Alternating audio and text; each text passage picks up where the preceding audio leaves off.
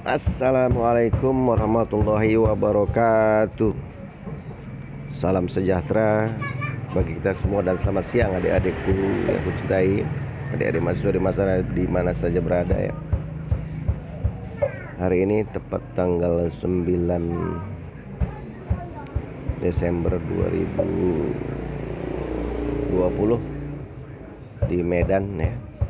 Kita melaksanakan pemilihan wali kota Medan ya, adik-adik. Ini tandanya saya ikut memilih tadi, sudah melaksanakan hak pilih saya ya. Dan sekali, ini ya, sekali saya memilih gitu ya adik-adik ya. Sesuai dengan pemilu nomor 10 tahun 2016 ya, pasal 178A dan B. Hanya boleh sekali ya, kalau nggak saya bisa kena pidana kan, dan denda sih. Adik-adik ya, jadi live ya, kita melaksanakan apa tadi, hukum acara hukum tata negara ya. Wujud dari hukum tata negara dan hukum administrasi negara ya, yang kita laksanakan hari ini. Jadi apakah adik-adik juga sudah ikut memilih ini ya? Saya rasa sudah 18 tahun ke atas ya semua nih ya. Walaupun baru semester 1 ya, rata-rata lah saya rasa nih. Kalau di kampus saya rasa nggak ada yang di bawah 18 lagi tuh. Ya, laksanakan hak pilih Anda. Ya, itu hak Anda ya, untuk memilih di masing-masing kota ya. Kalau di Medan, kita kan di Medan sekarang, pemilihan wali kota Medan ya, itu. Jadi perwujudan daripada Undang-Undang nomor 10 tahun 2016 ini, yang kita laksanakan di kota Made Medan ya. Ada 2 kandidat calon ya, sama-sama Nasution ya. Satu Ahyar Nasution, Labuan Bobi Nasution, nah gitu ya. Ya, saya ke TPS tadi dan sesuai dengan syarat protokol kesehatan juga dilaksanakan oleh KPPS ya. Di depan ada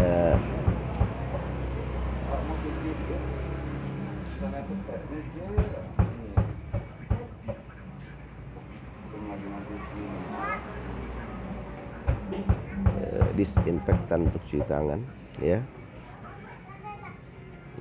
Kemudian kita cuci tangan, kita serahkan formulir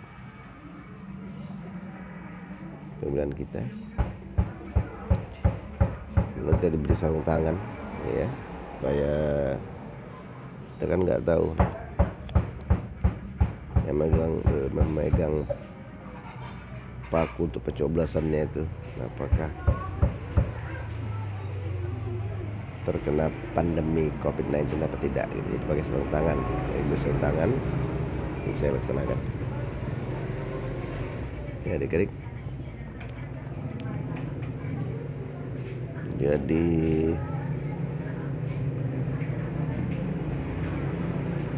hukum itu ada di mana-mana ya, belajar ya. Kalau semalam kita cerita masalah hukum perdata ya, utang piutang. Sekarang kita cerita masalah hukum tata negara, TN dan HAN, hukum administrasi negara ya. Nah, semuanya itu ada regulasinya, ada aturannya, nggak bisa sembarangan gitu. Main bola aja pun ada aturannya kan, ada rule of the game-nya gitu. Ya kan? Jadi ada aturannya ya. Jadi hukum itu sebagai apa namanya, sarana mengatur tatanan bernegara gitu ya, dalam satu negara. Masyarakat itu dapat berinteraksi dengan baik dan mendapatkan haknya secara berkeadilan. Nah, gitu ya. Itu tujuan bernegara tadi. Jadi kita serahkanlah kepemimpinan itu kalau kepada orang yang memang mampu untuk memimpin kita gitu. Itulah asal dari adanya demokrasi itu gitu. Adik-adik.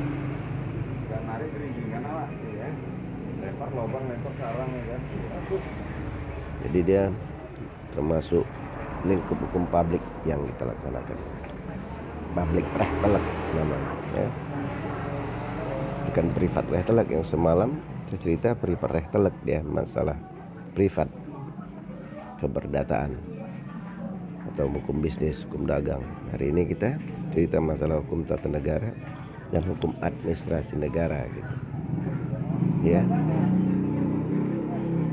Karena kita sebagai subjek hukum tadi kan sebagai pendukung hak dan kewajiban. Ya, subjek hukum ada dua ya, perlu Anda ingat lagi kan. Nah, subjek hukum manusia namanya. Satu lagi subjek hukum badan hukum gitu. Ya.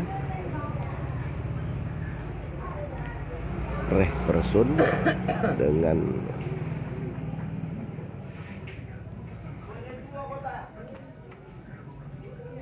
naturleg person ya.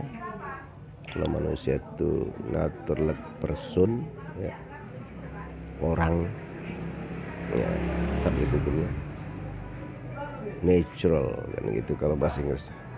Naturleg person, nah, manusia kita lah subjek hukum itu.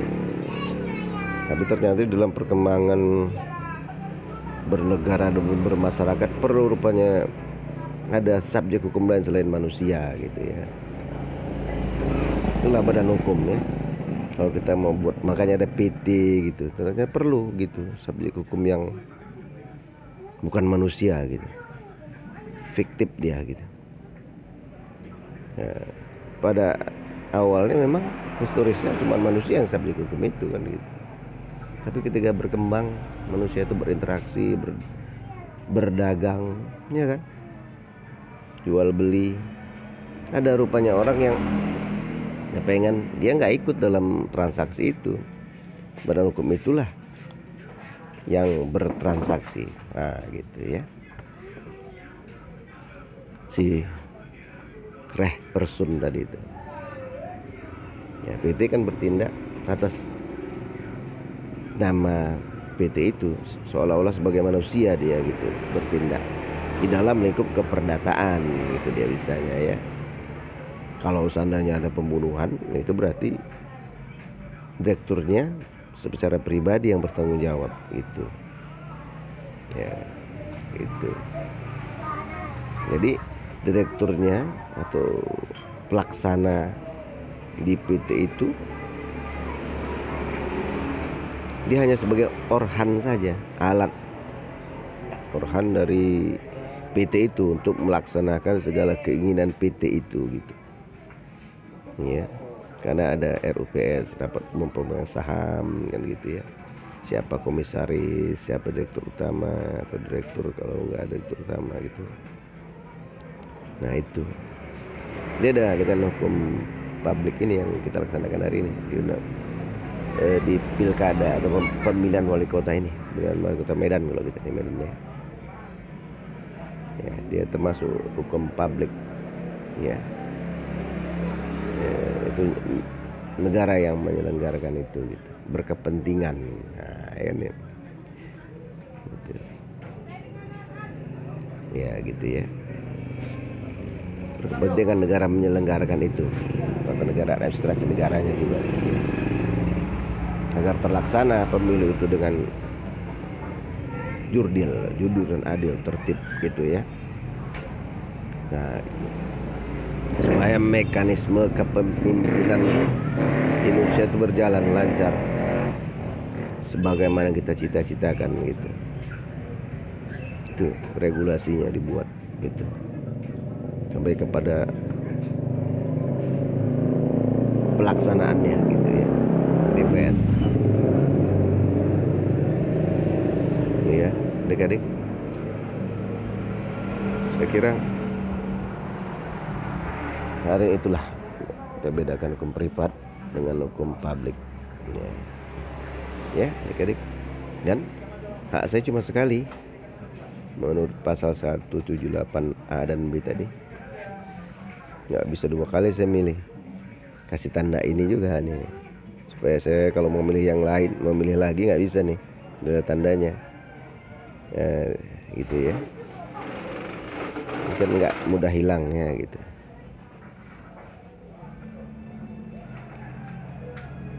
Oke lah adik-adik, sekian saja laporan pandangan mata dari saya untuk materi kuliah Hukum Tata Negara dan Hukum Administrasi Negara hari ini ya. Gitu. Jadi intinya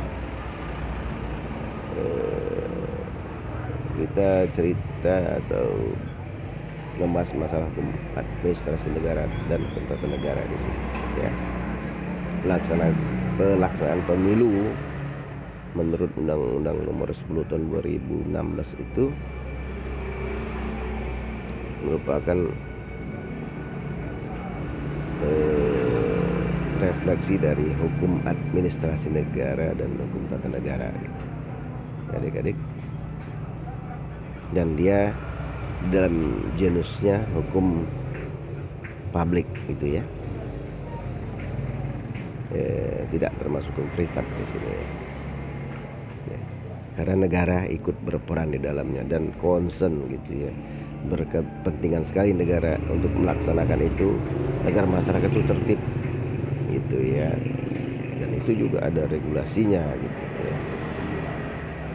Oke adik-adik, mudah-mudahan bisa dipahami materi kuliah kita hari ini. Billahi taufiq wal hidayah. Assalamualaikum warahmatullahi wabarakatuh. Salam sejahtera bagi kita semua dan selamat siang.